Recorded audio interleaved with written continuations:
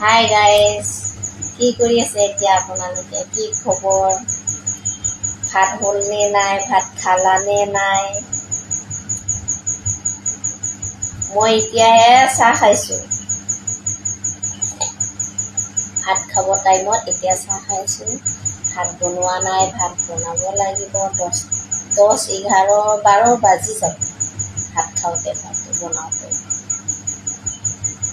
কি কৰিবি, বহুত গৰম, কাম কৰিব মন নাযাব। আপোনালোকৰ চাগে এতিয়া খাই শুবয়ে হ'ল।